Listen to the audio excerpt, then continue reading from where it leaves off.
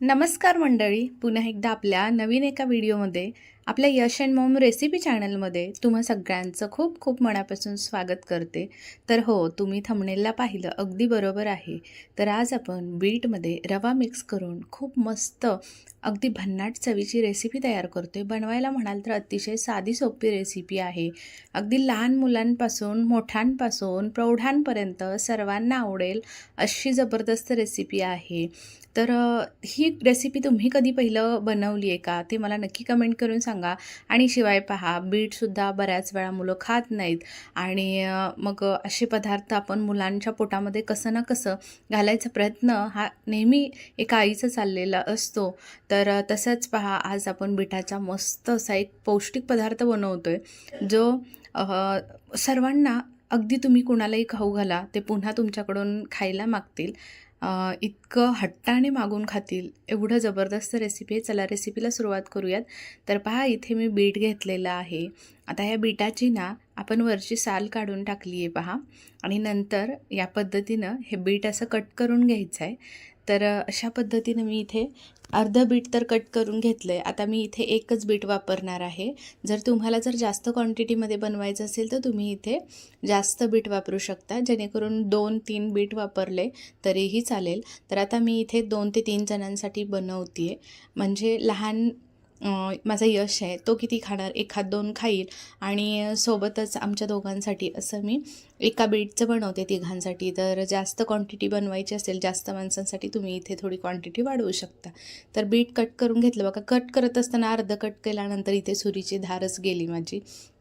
मग आता मी नेहमी आहे ना, याच्यावरती आहे ना, मी सुरीला ना धार लावत असते. आणि जवळजवळ पहा 3 वर्ष झालं मी वापरते. तुम्हाला नाईफ एजेस दाखवल्या, खूप छान आहे, अजिबात खराब झालेलं नाही. किंवा धारसुद्धा ज्यावेळी आपण करेल ना नवीन सुरीला वगैरे, अगदी मस्त सुरी असो कात्री असो सर्वांना धार करता येते.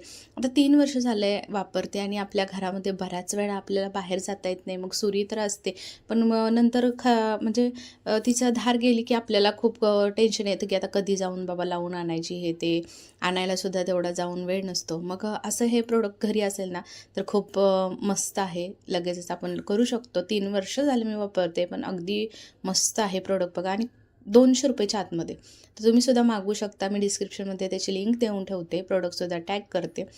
चला आता इथे पहा, आपण मिक्सरच्या भांड्यामध्ये बीट घालून घेतलं.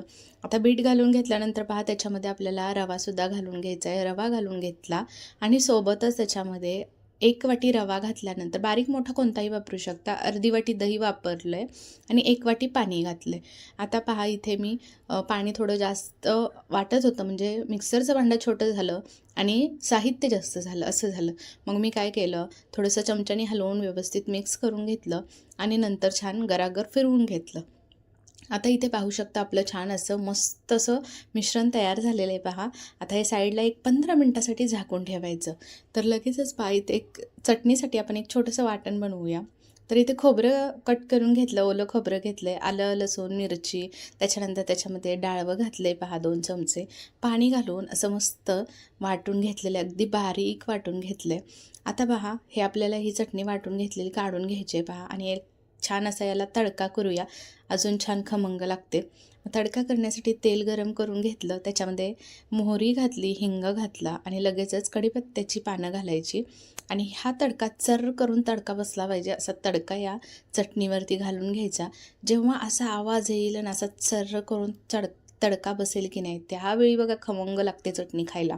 चवीनुसार मीठ घालून घ्यायचं आणि छान मिक्स करून घ्यायचं. इथे आपली चटणीसुद्धा खाण्यासाठी तयार झालेली आहे. आता ही चटणी आपण साईडला ठेवून देऊयात, आणि पुढची प्रोसेस करायला घेऊया. त्या अगोदर मी तुम्हाला इथे चटणी दाखवते, अगदी जवळून दाखवते पहा.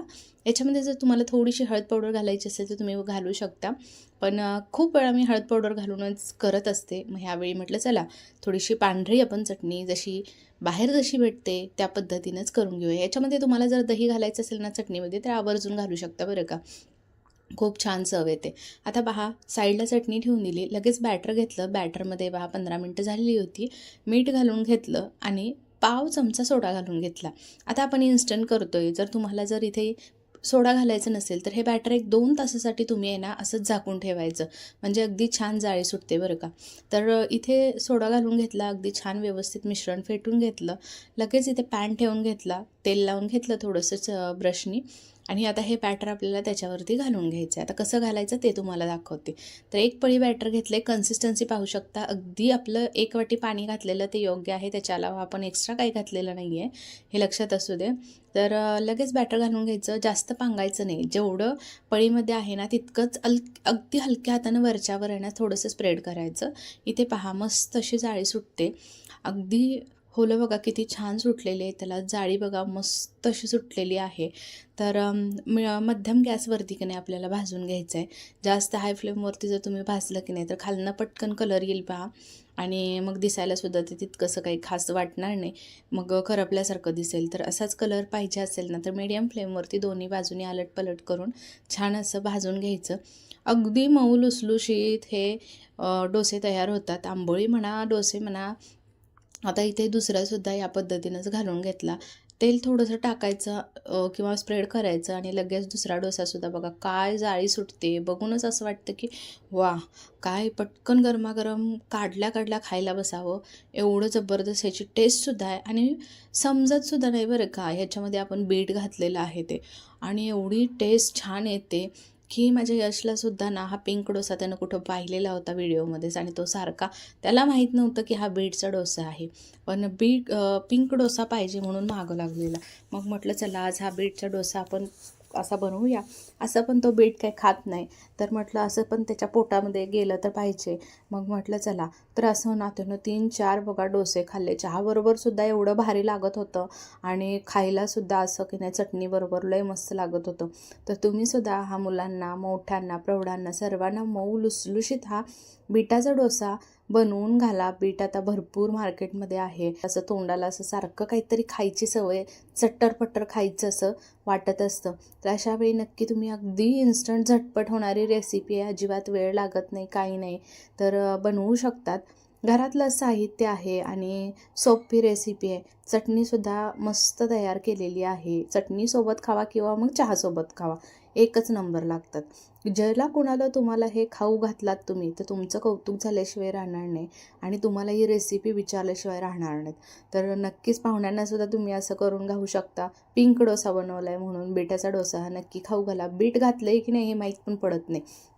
इथे पहा अगदी जवळूनसुद्धा तुम्हाला दाखवलं आणि इथे आता पहा मऊ लुसलुशीत अगदी ना कापसासारखे हे डोसे तयार होतात.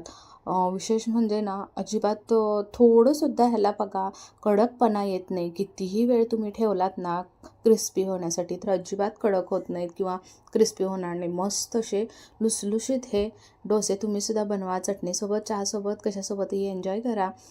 संध्याकाळच्या सुद्धा हलक्या बुकेसाठी मधल्या वेळी खाऊ शकतात. तर कशी वाटली रेसिपी नक्की कमेंट करून सांगा. आवडली असेल तर लाईक, शेअर, कमेंट.